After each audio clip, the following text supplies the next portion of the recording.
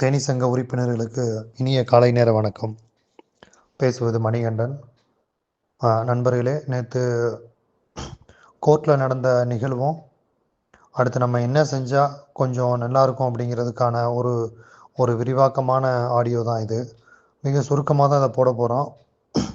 அதாவது நண்பர்களே, நேற்று வழக்கம் போல் 2:15 கோர்ட்டு ஹியரிங் வந்துச்சு. அது சம்மந்தமாக எல்லா லாயருமே ஆஜரானாங்க. முக்கியத்துவம் வாய்ந்தது அந்த காரு தங்கம் ஏல விடுறது, அந்த ஆப் ஒன்று ரெடி பண்ணி அது மூலிமா இது சம்மந்தமாக கொஞ்சம் நாள் போயிட்டுருக்கு. இப்போ கவர்மெண்ட் சைட்லேருந்து இந்த வெரிஃபிகேஷன் இத்தனாயிரம் பேரை வெரிஃபிகேஷன் பண்ணுறதுக்கான முக்கிய டாக்குமெண்ட் அந்த ஆப் ஒன்று தான். அது மூலிமா தான் நம்ம கொஞ்சம் வேகமாக சரி பண்ண முடியும்னு சொல்லி அதுக்கு கொஞ்சம் நீதிமன்றம் முக்கியத்துவம் கொடுத்துட்ருக்கு. அது கொஞ்சம் பிபி எங்களால் கொஞ்சம் வேகமாக சரி பண்ண முடியும், நாங்கள் கொண்டு வந்துடுவோம் அப்படிங்கிற மாதிரி சொல்லிகிட்ருக்காரு. அது ஒரு பக்கம். ரெண்டாவது, கொஞ்சம் காரு கொஞ்சம் கோல்டு இதெல்லாம் தான் ஏல விட போகிறாங்க. மித்தது எல்லாமே பெருசாக எதுவும் இல்லை. இது யாருக்கு ஒரு பெரிய தீர்வு கொடுக்குமானா கொடுக்காது. லேண்ட்லேயும் அசட்லேயும் மட்டும்தான் எல்லாத்துக்கான தீர்வு ஓரளவுக்கு இருக்குது. இதை எல்லாரும் புரிஞ்ச ஒன்று தான். அதனால் அடுத்து இந்த சொத்துக்களை ஏல விடும்போது தான் மிகப்பெரிய ஒரு சூழ்நிலைகள் அமையும். உதாரணத்துக்கு நம்ம சொல்ல வர்றது என்ன விஷயம் அப்படின்னா, வெறும் 1.5 கிலோ தங்கத்தில்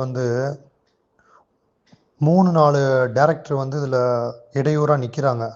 என் காரை ஏல விடக்கூடாது, என் சொத்தை ஏல விடக்கூடாது, என்னுடைய தங்கம் எங்கள் அப்பா போட்டது, அது அங்கேருந்து வந்தது அப்படின்ட்டு.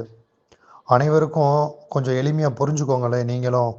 அதாவது வீரசக்தி ஒய்ஃபு கமலுக்கும் பாலாவுக்கும் ஈக்குவலாக வாழ்ந்த ஒரு ஒரு ஒரு ஒரு ஓரளவுக்கு டாப் லெவலில் இருந்ததில் வீரசக்தி திருச்சியில் ஒரு ஆள்.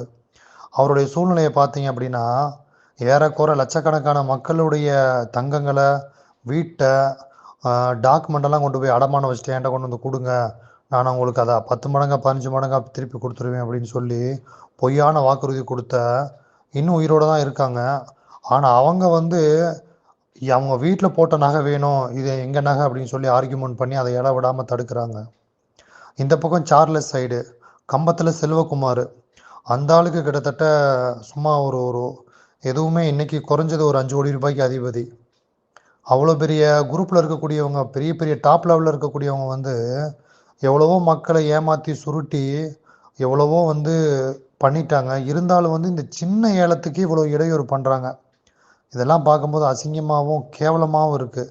இவங்கெல்லாம் ஓரளவுக்கு மனித பிறவிகளா அப்படின்னே தெரியல. அந்த அளவுக்கு அப்போ இவ்வளவு மக்களை ஏமாற்றி நடுரோட்டு கொண்டு வந்தவங்களுக்கு அது கொஞ்சம் கூட ஒரு குற்றுணர்ச்சி இல்லாமல் அவங்களுடைய அந்த நகைக்கு நிற்கிறாங்களே அப்படின்னு நினைக்கும் போது தான் ரொம்ப மன வேதனையாகவும் இருக்குது.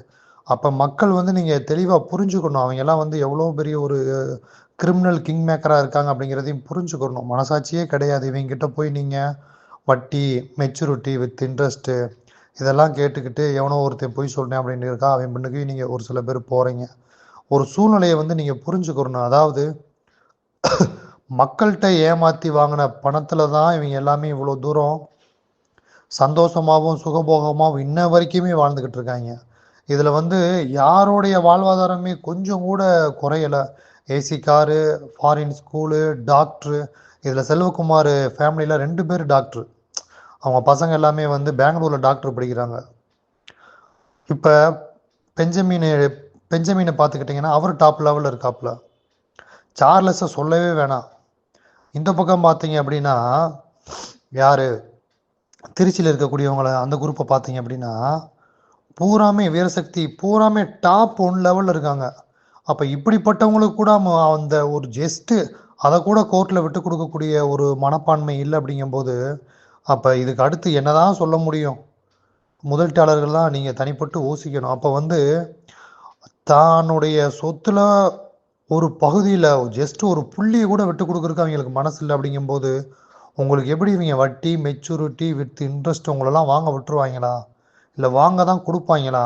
இன்னும் எவ்வளோ இடையூறு நீதிமன்றத்தில் பண்ண முடியுமோ அவ்வளோவும் பண்ணுறாங்க, பண்ண தான் செய்கிறாங்க.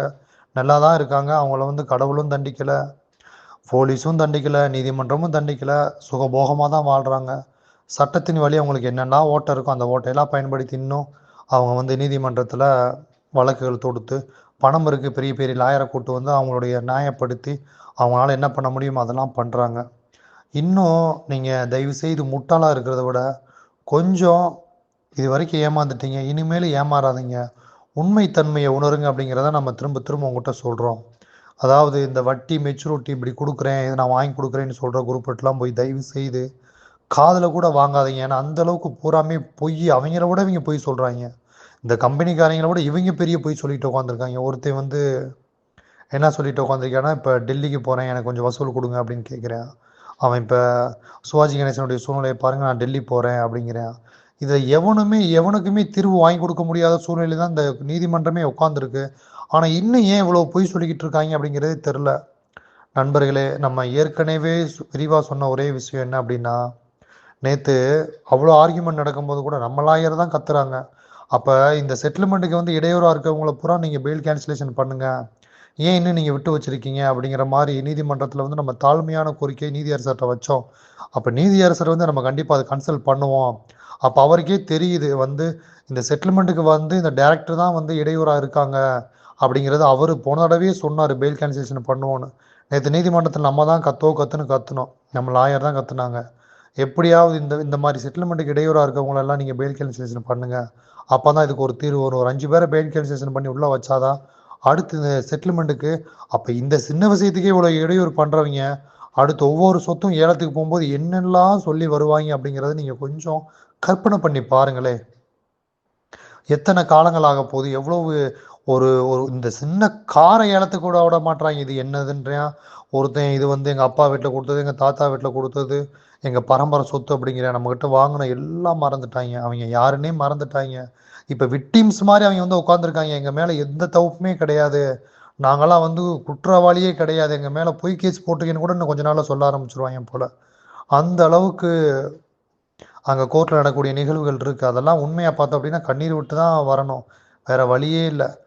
மக்களுக்கு வந்து எந்த சைட்லேருந்து யாருமே எந்த சப்போர்ட்டுமே பண்ணலை. ஏமாந்தவங்களை மறுபடியும் ஏமாத்துறதுக்கு தான் உட்காந்துருக்காங்களே தவிர அதை சரி பண்ணி கொடுக்கணுன்ற எந்த எண்ணமும் இல்லை, எதுவுமே இல்லை. இருக்கக்கூடிய சூழ்நிலையில் வந்து ரொம்ப மோசமாக தான் போகுதே தவிர கொஞ்சம் கூட பெஸ்ட்டாக இல்லை. நீதியரசர் ஒருத்தர் மட்டும்தான் எப்படியாவது இவங்களுக்கு வாங்கி கொடுக்கணும் அப்படிங்கிறத வந்து ரொம்ப ஒரு கடுமையான முயற்சியில் நிற்கிறனால தான் கூட இது கொஞ்சம் எந்திரிச்சு நிற்கிதே தவிர, நீதியரசரும் வந்து கொஞ்சம் என்ன விட்டுட்டார் அப்படின்னா அதில் எதுவுமே நடக்காத மாதிரி தான் தெரியுது. ஒவ்வொரு கேஸ் 20 வருஷம் 30 வருஷம் 40 வருஷம் இன்னும் முடிவுக்கு வராமல் இருக்கிறதுக்கு காரணம் என்ன அப்படிங்கிறது உள்ளே போய் பார்த்ததுக்கு அப்புறம் தான் தெரியுது. இந்த மாதிரி சூழ்நிலையெல்லாம் இருக்கிறனால தான் இவ்வளோ வருஷங்கள் ஆகுது அப்படிங்கிறத புரிஞ்சுக்க முடியுது. அன்பான மக்களே, தெளிவாக புரிஞ்சுக்கோங்க. சொத்துக்கள் மிக குறைவு, கம்ப்ளைண்ட்டு 1 மடங்கு சேர்த்து 1.5 மடங்கு சேர்த்துருக்கு, இன்னும் கம்ப்ளைண்ட் போயிட்டுருக்கு. அப்போ செட்டில்மெண்ட்டுக்குன்னு சொல்லி டிஆர்ஓ அக்கௌண்ட்டில் வந்து இந்த சொத்துக்கள்லாம் ஏழை விட்டு கையில் வச்சுருந்தாங்க அப்படின்னா ரொம்ப சொற்ப தொகை தான் இருக்கும். கம்ப்ளைண்ட் எவ்வளோ இருக்கும், எல்லாத்துக்கும் 20% 25% அவ்வளோதான் கொடுப்போம் அப்படின்னு சொல்லுவாங்க. அந்த மாதிரி சூழ்நிலையில் தான் இருக்குது.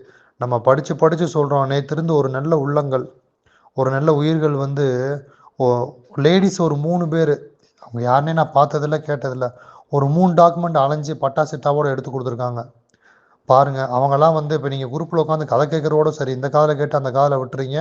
ஆனால் ஃபோன் பண்ணி, சார் இன்றைக்கி கோர்ட்டில் நடந்துச்சு, செட்டில்மெண்ட் இப்போ நடந்துருமா முடிஞ்சிருமா, அடுத்து நமக்கு எப்போ பணம் வரும், இதை மட்டும்தான் கேட்குறீங்களே தவிர நீங்கள் என்ன கற்பனையில் இருக்கீங்க அப்படின்னா, நீங்கள் தூங்கிட்டு இருக்கும் போதே உங்கள் அக்கௌண்ட்டில் வந்து டிஆர்ஓ கோர்ட்டில் தீர்ப்பாகி உங்கள் அக்கௌண்ட்டில் அப்படியேவும் உங்கள் பேங்க்கில் வந்து போட்டுருவாங்க. நீங்கள் காலையில் எழுந்திரிச்சு பார்த்தோன்னே உங்கள் அக்கௌண்ட் டபுளாக நிறைஞ்சிருக்குன்னு நினைக்கிறீங்க. இதுக்கு உழைக்காமல் ஒரு ஒரு துரும்ப கூட இந்த பக்கம் நீங்கள் எடுத்து போடாமல் சாதிக்கணும்னு நினைக்கிறது ரொம்ப தப்பு. எங்களால் என்ன முடியுமோ அந்த அளவுக்கு ஓடுறோம். நேற்று ஒரு மிகப்பெரிய ப்ராப்பர்ட்டிஸை வந்து அட்டாச்மெண்ட் பண்ணியிருக்கோம். அதுக்கு அந்த டேரக்டர் சைட்லேருந்து பெஞ்சமின் சைட்லேருந்து எங்களுக்கு எவ்வளோ குடைச்சல் கொடுத்துட்ருக்காங்க அப்படிங்கிறது எங்களுக்கு தான் தெரியும். வாய் விட்டு நாங்கள் யார்ட்டையும் சொல்ல முடியாது. இதையும் தாண்டி நம்மளால் என்ன சப்போர்ட் பண்ண முடியுமோ மக்களுக்கு சப்போர்ட் பண்ணிட்டு தான் இருக்கோம். இப்பயும் அடுத்த ஹியரிங்கில் 3ஆம் தேதி கொடுக்குறதுக்காக இன்னும் கொஞ்சம் டாக்குமெண்ட்லாம் கலெக்ட் பண்ணிகிட்டே இருக்கோம். சொத்துக்களை கொடுத்துருவோம் ஐஓ சைடு அப்படின்னு சொல்லி. அதனால் தயவுசெய்து ஓரளவுக்கு நீங்கள் புரிஞ்சுக்கிட்டு, இப்போ தொடர்ச்சியாக வந்து இந்த மாதிரியான விஷயங்களை வந்து நம்ம சந்திக்கிறோம். மீண்டும் மீண்டும் உங்ககிட்டையும் கவலைகளை துக்கத்தை சொல்லி எதுவும் ஆக போகிறதில்ல. உங்களையும் நம்ம சஃபர் பண்ண விரும்பலை. தயவுசெய்து இப்போ வந்து ஒரு லேடிஸ் கூட அந்த அளவுக்கு இறங்கி டாக்குமெண்ட்டெல்லாம் எடுத்து கொடுக்குறாங்க. ஒரு போன நாள் 10 பேர் பண்ணாங்க. இன்றைக்கி ஒரு 15 to 17 பேர் ஃபாலோ பண்ணுறாங்க. இது மாதிரி ஒரு 100 150 பேர் 200 பேர் 300 பேராக மாறிச்சு அப்படின்னா அங்கங்கே சொத்துக்கள் நம்ம கொஞ்சம் அட்டாச்மெண்ட் பண்ணால் நம்ம போட்ட தொகையாவது வாங்கலாம். தயவுசெய்து புரிஞ்சுக்கோங்க. இன்னைக்கு நிலைமைக்கு எந்த ஒரு சங்கமோ, எந்த ஒரு யூடியூப் லாயரோ, யாரா இருக்கட்டும், யாருமே வந்து ஒரு பேப்பரை கொண்டு வந்து நியோமேக்ஸில் அட்டாச்மெண்ட் பண்ணலை. நியோமேக்ஸ்க்கு எதிராக வந்து யாருமே அட்டாச்மெண்ட் பண்ணலை, பண்ண போகிறது இல்லை, பண்ணவும் மாட்டாங்க. அவ்வளோ டெக்னாலஜி தெரியலன்றாங்க, வாயை மட்டும் கிழிகிற அளவுக்கு பேசுகிறாங்களே தவிர, இதுக்கு தீர்வு என்ன அப்படின்னா, லீடர் சொத்துக்கள்லாம் அட்டாச்மெண்ட் பண்ணாதான் இதுக்கு ஒரு தீர்வு கிடைக்கும் அப்படிங்கிறது தான் உண்மை. ஆனால் எந்த ஒரு சங்கமாக இருக்கட்டும், எந்த ஒரு நாடகமாக இருக்கட்டும், நடிக்கிறவனாக இருக்கட்டும், எவனுமே வந்து ஒரு பேப்பரை கொண்டு போய் அட்டாச்மெண்ட் பண்ணணும் அப்படின்றது இல்லை. எவனுமே அதுக்கெல்லாம் முன்னுரிமை கொடுக்கறது கிடையாது. நம்ம தான் கரடியாக கத்திக்கிட்டு இருக்கோம். தயவு செய்து புரிஞ்சுக்கோங்க. இந்த கதையெல்லாம் கேட்குறதுக்கு நல்லா தான் இருக்கும், ஆனால் ரியலில் அதெல்லாம் வராது. நேற்று நடந்த நிகழ்வும் இனி நடக்கக்கூடிய நிகழ்வும் முதலீட்டாளர்களுக்கு மிக மோசமான சூழ்நிலையில் தான் அமைச்சு கொடுக்குதே தவிர, ஒரு சந்தோஷமான நிகழ்ச்சிகளை அமைச்சு கொடுக்கல. அமைச்சு கொடுக்கக்கூடிய சூழ்நிலையும் அங்கே இல்லை. மீண்டும் மீண்டும் உங்கள்கிட்ட விழிப்புணர்வுக்கு கொடுக்குறோம். யூடியூப்பை பார்த்து வாய் ஆன்னு பொழந்துக்கிட்டு சொல்லிட்டாங்க இன்னைக்கு அடுத்த மாதம் வந்துடும் அப்படின்ட்டுலாம் உட்காந்துட்டு இருக்காதீங்க. ஒரு 1வது படிக்கிற பிள்ளையை கூப்பிட்டு கேட்டால் கூட தெரிஞ்சிடும் இதெல்லாம் பொய், ரியலாக அதில் ஏதாவது சொத்துக்கள் இருந்தால் தான் வரும் அப்படின்னு. ஆனால் நீங்கள் வட்டி, மெச்சூரிட்டி வித் இன்ட்ரெஸ்ட்டு அப்புறம் எல்லாம் வந்துடும்ன்ற கற்பனையில் எப்படி தான் உட்காந்துருக்கீங்கன்னே தெரியல. அப்புறம் இன்னொரு குரூப்பு, இங்கே சொத்தே இல்லை, இல்லாத சொத்தை கொண்டு போய் நாங்கள் என்ன பண்ண போகிறோம்னா டெல்லிக்கு போக போகிறோம், எல்லா சொத்தையுமே நாங்கள் ஒரே நாளில் புறா பிடுங்கி தள்ளிடுவோம்னு சொல்லி உட்காந்துருக்காங்க. அவங்க எதுக்கு பேசுனாங்கன்னே தெரில. இப்போ கோர்ட்டு பக்கமே வர்றதில்ல. கேட்டால் இங்கே எல்லாமே வந்து கலைச்சி முடிச்சிட்டோம், நாங்கள் அடுத்து டேரெக்டாக அங்கே போகிறோன்றாங்க. இவங்க எங்கே போனாலும் எவனுக்குமே தீர்வு வாங்கி கொடுக்க முடியாது. இங்கே இருக்கக்கூடிய 120 டேரக்டர் எங்கெங்கே சொத்து வாங்கி வச்சுருக்கேன், என்னென்னலாம் பண்ணியிருக்கேன் அப்படிங்கிறது அந்தந்த டிஸ்ட்ரிக்டில் இருக்கக்கூடிய மக்களுக்கு தான் அந்த விழிப்புணர்வு தெரியும். தயவு செய்து நாட்களை வீணடிக்காதீங்க. நல்ல நிதியரசர் இருக்கும்போது ஏதாவது ஓரளவுக்கு செட்டில்மெண்ட் வாங்கினா தான் ஆச்சு. இல்லை அப்படின்னா இதுவும் கிடப்பில் போட்டுரும். தீர்வு கிடைக்காது. பல வருஷமாக அப்படியே நாயா அலையணும். தயவுசெய்து எல்லா சொத்துக்களையும் உங்களால் என்ன முடியுமோ அதெல்லாம் எடுத்து கொஞ்சம் கொண்டு வாங்க. போய் நம்ம கொஞ்சம் அட்டாச்மெண்ட் பண்ணுவோம். இப்போ நம்மகிட்ட கொஞ்சம் ப்ராப்பர்ட்டிஸ்லாம் கிடச்சிருக்கு. நாங்களாக உட்காந்து எவ்வளோ தூரம் உழைக்க முடியும்? வேலையெல்லாம் நாங்களும் கொஞ்சம் பார்க்க வேண்டியது இருக்குல்ல. இது சம்மந்தமாக மற்ற யாரும் எந்த ஸ்டெப்பும் எடுக்க போகிறதில்ல. இந்த 3ஆம் தேதி முடிஞ்சதுக்கப்புறம் நம்ம திருச்சியில் ஒரு மீட்டிங் போட போகிறோம். யாரெல்லாம் டாக்குமெண்ட் வச்சுருக்கீங்களோ தயவுசெய்து அவங்க எல்லாம் எடுத்துகிட்டு தயவுசெய்து வாங்க. அதுக்குள்ளே நீங்கள் கொஞ்சம் யாரெல்லாம் ப்ரிப்பேர் பண்ணுறீங்களோ ப்ரிப்பேர் பண்ணிக்கோங்க. ப்ரிப்பேர் பண்ணிவிட்டு நம்ம ஒரு 2 நாள் 3 நாளைக்கு முன்னுக்கு சொல்லுவோம். டாக்குமெண்ட் இருக்கிறவங்க மட்டும் மீட்டிங்க்கு வந்தால் போதும். எல்லாரும் வரணும்னு அவசியம் கிடையாது. அங்கே ஒன்றும் நம்ம நாடகமோ, நடிப்போ, பொய்யோ, புரோட்டோ எதுவுமே பேச போகிறது கிடையாது. மிகைப்படுத்தி நான் 6 மாதத்தில் வாங்கி கொடுத்துருவேன், 3 மாதத்தில் வாங்கி கொடுத்துருவேன், நாளைக்கே நடந்துடும், வட்டி மெச்சூரிட்டிலாம் நான் உங்களுக்கு வாங்கி கொடுத்துருவேன்னு சொல்லி நான் மீட்டிங் போட்டு நான் சுப்ரீம் கோர்ட்டுக்கு போகிறேன், எனக்கு அமௌண்ட்டு கொடுங்கன்னா நான் கேட்க போகிறதும் இல்லை, கேட்க மாட்டோம். அதுக்கான வேலைகள் இப்போ இங்கே இல்லவே இல்லை. நீங்கள் கொடுத்த 500 1000 வச்சு அனைத்து வழக்குக்கும் நம்ம நீதியரசர்கிட்ட வந்து சென்னையில் ஆஜராகிட்டே இருக்கோம். நம்ம லாயருக்கு என்னவோ செலவு கொடுத்து நம்ம பண்ணிகிட்டே இருக்கோம். வசூல் பண்ண சங்கமெல்லாம் எங்கே போச்சுன்னு தெரில. அந்த காசில் என்ன பண்ணாங்கன்னு தெரில. எத்தனையோ சங்கங்கள் வசூல் பண்ணாங்க, நீதிமன்றத்துக்கே போகலை. மற்ற யாருமே போகிறதில்ல, போகிறதுக்கான விருப்பமும் இல்லை. வெறும் வாய்ஸ் மெசேஜ், வெறும் யூடியூப் சேனல் இது மட்டும்தான் ஓடுதே தவிர ரியலாக எதுவுமே நடக்க போகிறதில்ல. எங்களுக்கு நீங்கள் பணம் கொடுக்க வேண்டாம், எதுவுமே கொடுக்க வேண்டாம், எதுவுமே செய்ய வேண்டாம். உங்கள் லீடர் சொத்துன டாக்குமெண்ட் மட்டும் நீங்கள் எடுத்துகிட்டு வந்தாலே போதும். அதுவே நீங்கள் உங்களுக்கு செய்யக்கூடிய பெரிய நல்லது. மீண்டும் மீண்டும் வலியுறுத்தினாலும் உங்களுக்கு கொஞ்சம் கடுப்பாகலாம், டென்ஷன் ஆகலாம், என்னடா இதுவே சொல்கிறாங்கன்னு சொல்லி. சப்போஸ் இதை நம்ம செய்ய தவறணும் அப்படின்னா நீதிமன்றம் என்ன கொடுக்குதோ அதான் நீங்கள் வாங்கிட்டு போகணும். நானும் அதான் வாங்கிட்டு போகணும், எல்லாருமே அதான் வாங்கிட்டு போகணும்.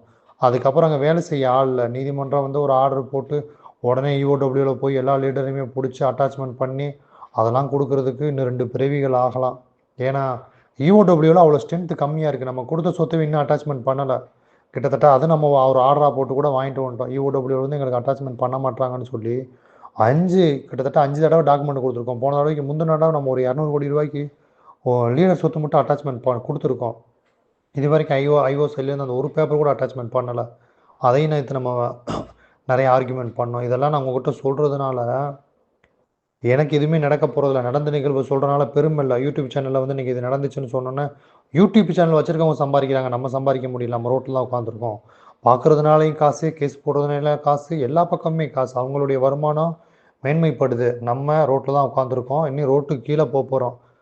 தயவுசெய்து மண்டையில் கொஞ்சம் ஏற்றி வச்சு அதை மனசில் உள்வாங்கி சொத்துக்கள் அட்டாச் பண்ணுறதுக்காக எல்லாம் கொஞ்சம் ப்ரிப்பேர் ஆகுங்க, ரெடி ஆகுங்க. இதில் யார் என்ன சொன்னாலும் தயவுசெய்து மறுத்துருங்க. அட்டாச்மெண்ட் மட்டும்தான் இப்போதைக்கு முதல் தீர்வு. நியோமேக்ஸத்தவே திரும்ப திரும்ப என்கிட்ட சொல்கிறீங்க சார், அந்த காலேஜ் சார் இருக்குது, என்கிட்ட விருதுநகரில் இருக்குது, அதெல்லாம் நமக்கு தேவையில்ல, அதெல்லாம் அட்டாச்மெண்ட் போயிடுச்சு, வேல்யூவேஷன் போட்டாங்க, அதில் இருக்கக்கூடிய லீடர் சொத்தை எடுங்கன்னு சொல்கிறோம். சுமார் விருதுநகரில் இருக்குது அப்படின்னா ஒரு 50 வீடு இருக்குது, 50 வீடுமே லீடர் சொத்து தான். அதை எடுக்கிறதுக்கு அந்த சாத்தூரில் ஒருத்தவர் உட்காந்து கத்திக்கிட்டு இருக்காரு. அவங்க டீமை வச்சுக்கிட்டு நேராக போனால் 50 வீடு அட்டாச்மெண்ட் பண்ணலாம். அந்த ஆளுக்கு அந்த வேலையில செய்ய மாட்டேன், எங்களை வைவேன், அந்த ஆளுக்கு அதுதான் வேலை, வேறு வேலையே கிடையாது.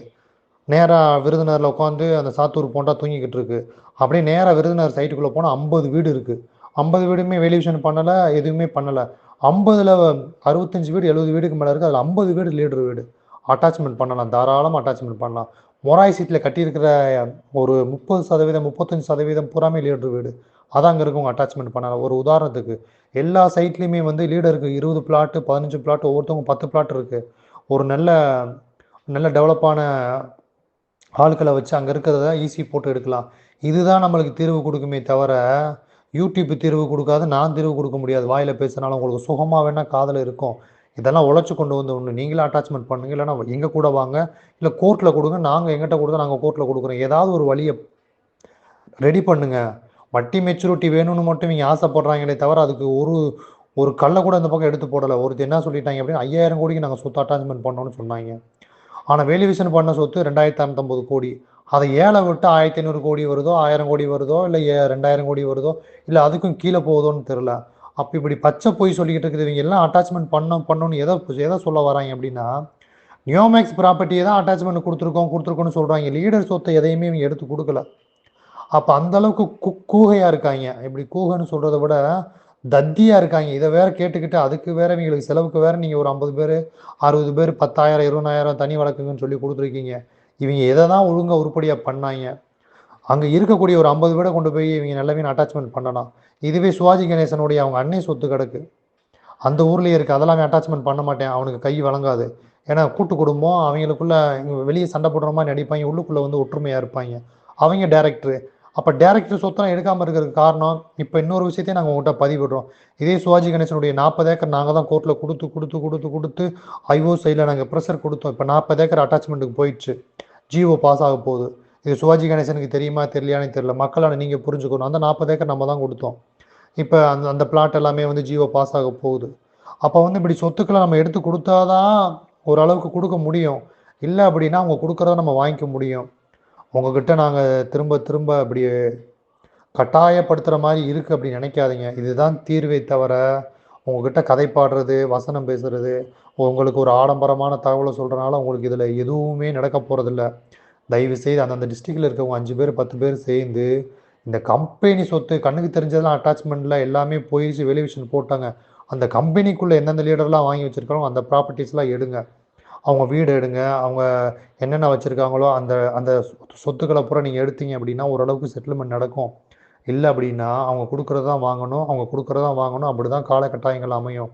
இதை நம்ம விழிப்புணர்வோட உண்மைத்தன்மையோட சொன்னால், இது ஆப்போசிட் இருக்கவங்க என்ன சொல்கிறாங்கன்னா, தேனி சங்கம் கொடுக்குறத வாங்கிட்டு போகணும்னு சொல்கிறதுக்காக அந்த சாத்தூரில் இருக்கவே அந்த கழுத வாயை வச்சவங்க சொல்லுவேன் அந்த போண்டா. இப்போ நடக்கக்கூடிய உண்மை நிலைமை நம்ம சொல்கிறோம். வேலை செய்யலை அப்படின்னா அவங்க கொடுக்குறத நம்ம வாங்கி ஆகணும். அப்போ வேலை செய்யன்னு சொன்னால் இவங்களுக்கு வேலை செய்ய மாட்டாங்க, உட்காந்து ஒப்பாரி வைப்பாங்க. எதில்? குரூப்பில் போட்டுக்கிட்டு ஒப்பாரி வைக்கிறது. இளவு வீட்டில் ஒப்பாரி வைக்கிற மாதிரி எங்களுக்கு எதுவுமே கிடைக்கல, ஏமாற்றிட்டாங்க. அவங்க ஏமாற்ற தான் செய்வாங்க, நம்ம தானே எடுத்து அடுத்து அட்டாச்மெண்ட் பண்ணணும். அப்புறம் என்ன மைத்துக்கு சங்கம்னு வச்சு உட்காந்துருக்கீங்க? பேசாமல் வாய்ஸ் மெசேஜ் போடாமல் மூடிட்டு அது வீட்டில் உட்காரலாம்ல. அப்புறம் என்ன மைத்துக்கு சுப்ரீம் கோர்ட்டுக்கு நாங்கள் பிடுங்க போகிறோன்னு கேட்குறாங்க. எல்லாமே பொய், புரட்டு, ஏமாற்று. நீங்கள் இறங்கி வேலை செய்யாமல் அடுத்தவங்கிட்ட பணம் கொடுத்து இது அவன் பண்ணி கொடுத்துருவான்னு நினைக்கிறதுனாலையும் நடக்காது. யூடியூப்பில் உட்காந்து கதை கேட்கறனாலையும் நடக்காது. சங்கங்கள் எல்லாமே இருக்குது. எந்த சங்கங்கள் மக்களுக்காக வேலை செய்யுதான்னு எனக்கு ஒன்றுமே புரியல. நாங்கள் தான் அன்றைக்கி பரத் சக்கரவர்த்தி ஆரம்பித்த காலத்துலேருந்து இன்ன வரைக்கும் இது பெருமைக்கு சொல்லலை. அந்த நீதியரசர் முன்னுக்கு டெய்லியும் போய் கத்தோன்னு கத்துறோம். நேற்று நீங்கள் லைவில் இருக்கவங்க அதை கண்டிப்பாக பார்த்துருப்பீங்க. இந்த லீடர்கள் எல்லாத்தையுமே நீங்கள் பெயில் கேன்சலேஷன் பண்ணி உள்ளே வைங்க அப்படின்னு சொல்லி நம்ம தான் சொன்னோம். எல்லா லாயருமே வந்து பேசாமல் தான் உட்காந்துருந்தாங்க, எதுவும் ஆகி பேசலை. அவங்களுடைய நினப்பு என்ன தான் நமக்கும் புரியல. கேட்டால் நாங்கள் மக்களுக்காக குடி தூக்குறோன்னு சொல்லி வாயில் பேசுகிறாங்க. இதுக்கு மேலே தெளிவாக சொல்கிறதுக்கு உங்கள்கிட்ட ஒன்றும் இல்லை. தயவுசெய்து ஒரு நல்ல விஷயத்த சொல்கிறோம், கொஞ்சம் காது கொடுத்து கேட்டு டாக்குமெண்ட் ரெடி பண்ணுங்கள். அதுதான் நமக்கு தீர்வு. நன்றி, வணக்கம்.